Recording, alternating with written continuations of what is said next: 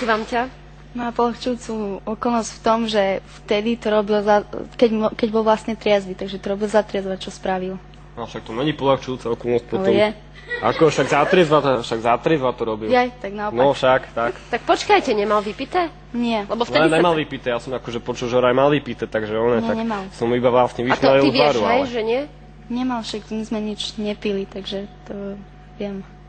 To ja už neviem, lebo ja som pri tom našťastie No nebola. však ani ja. Ty bohužiaľ, lebo možno by si to veľmi rýchlo vyriešil a dal do To poriadku. by letelo von oknom. A ty si nejaký radikál. Ale iba z prvého. Ty si nejaký radikálny. Prečo? No tak podľa toho, čo hovoríš. Ja? Akože občas treba v živote robiť aj kompromisy. No, Také však... ti už hovorili rodičia? Ako, ale však ja každý deň uzatváram nejaký kompromis s mojou manželkou.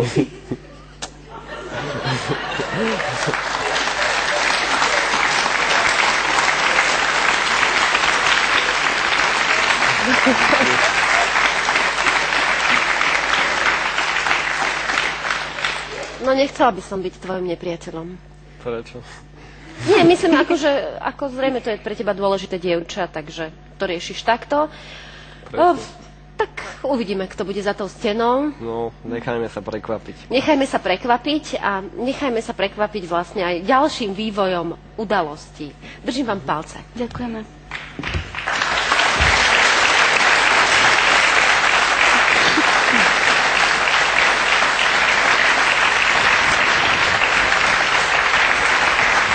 Je tam.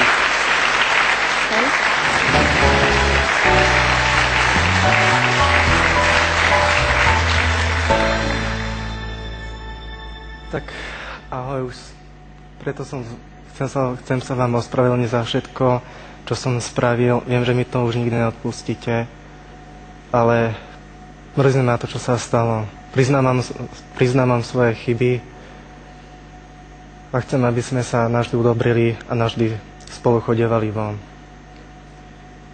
Je to záležito...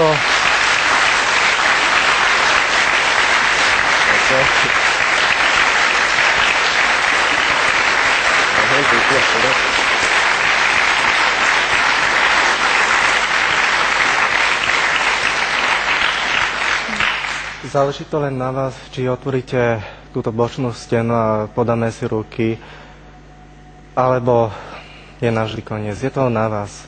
Je to na vás. Ja by som bol veľmi rád, ak by sme spolu chodievali von. Želajú si to aj naši kamaráti. I keď som to... Môžem ťa na chvíľku prerušiť. Kto si to presnejšie želá? Želá si to... Aspoň troch mi vymenuj. Nikto, akože s kým chodíme my von, tak nikto ťa tam nechce. Kompletne. Tak aspoň Kika. Dajme tomu, hej? Dajme tomu. No. Ja si cením, že si došiel, že si dal túto námahu, Peťo, ale myslím si, že to, čo si spravil, podľa mňa, toto sa odpustiť akože nedá. Prosím, ja tu už nikdy nespravím, Monika. Dajte mi aspoň poslednú šancu. Fú. No, jak som počul proste, že kompromis sa robí, ale akože takéto veci sa neodpúšťajú vážne. Ak by si sa ty cítil na mojom mieste? Tak tiež zle, ja sa priznám, ale... No. Priznám si svoje chyby, že som to spravil. Priznám sa to. Nie som taký, že budem klamať.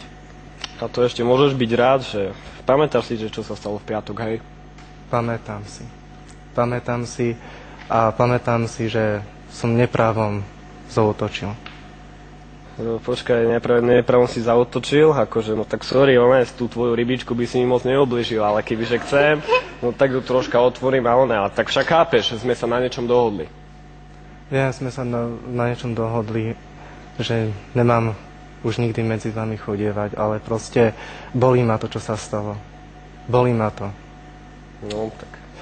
Že ťa to bolí, no tak to už není moja vec, to ma netrapí, ale nemá si sa zachovať tak, jak si sa zachoval. Ja viem, niekedy sa správam ako malé decko. No niekedy, ale ty chalán, však ty máš už 19 rokov, ale však chováš sa, chalán, s tým tvojim mozgom, však ty sa chováš jak na 13-ročné decko. Robotu si nevieš nájsť, hej? Robotu? jednu robotu, čo si mal, tak ste ťa akože vyrazili behom 2 hodín, to ti zaplatili 50 korún, že proste, že si tam došiel a proste ty si sa najprv mal troška uvedomiť, že ty máš už 19 rokov a rozmýšľať sám za seba. Toto podľa mňa není nejaké ospravedlnenie, že sa vyhradíš tým, že proste ona. Marcel, ja som spravil najväčšiu chybu a priznám sa to. Priznám si, že som spravil. Len vás prosím vás. Viem, že mi to už nikdy neodpustíte. Dajte mi aspoň jedinú šancu. Ne. My sme ti tie šance dávali predtým, si ich. Ja viem, Stop. Do tohoto už musím vstúpiť ja. Do tohto vášho dialógu. A si to budeme musieť nejako vyriešiť. Teda, ja mám jeden návrh, ale predpokladám, že neprejde.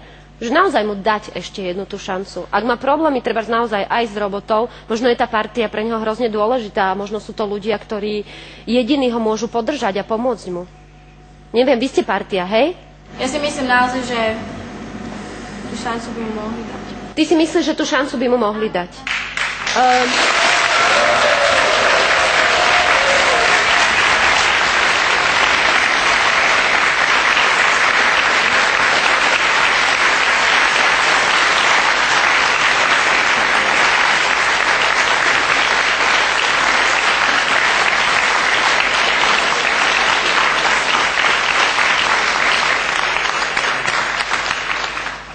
Ty si veľký šéf, ale teraz by si takú tú nejakú veľkosť mohol ukázať.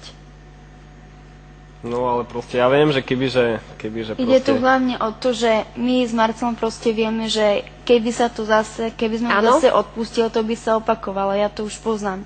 My sme mu toľko šanci dávali furt v kuse a furt toto isté hovorila. Ale do pošty vás prvýkrát pozval. No tak to si ho vážim, Peťo, fakt, ale... Dajte mi šancu, prosím vás. Prosím vás o to. Veľmi vás prosím, ja som mu na tom záleží.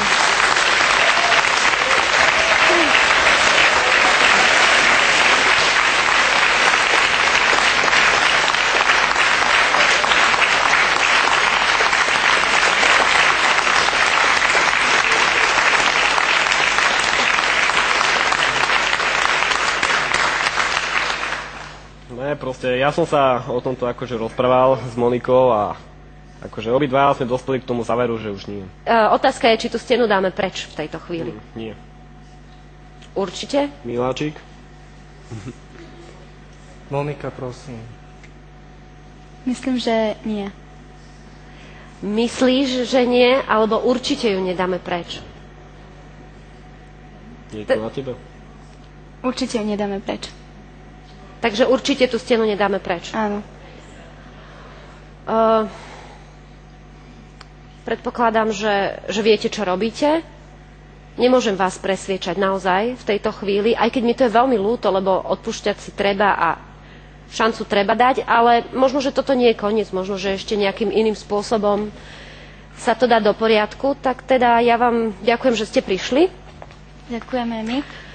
Držím vám palce vo vašom vzťahu, aby vám to vyšlo a teda aby ste mali veľa dobrých kamarátov. Ešte raz ďakujem, všetko dobré. Ďakujem.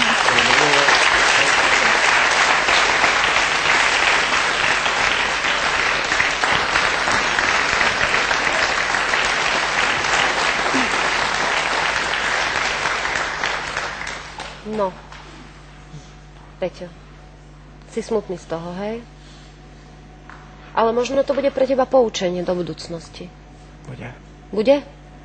Ja si myslím, že nič nie je strátené. Keď je tá partia dosť veľká, tak ako povedala kamarátka, sú tam ľudia, ktorí sa chcú s tebou stretávať, tak sa máš stretávať s nimi. No. Človek niekedy v živote určitých ľudí stráca priateľov a prichádzajú noví priatelia, takže úsmev. No, taký malý.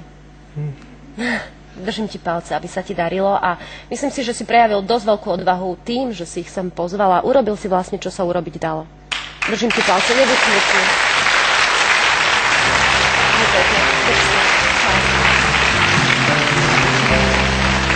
Ďakujem.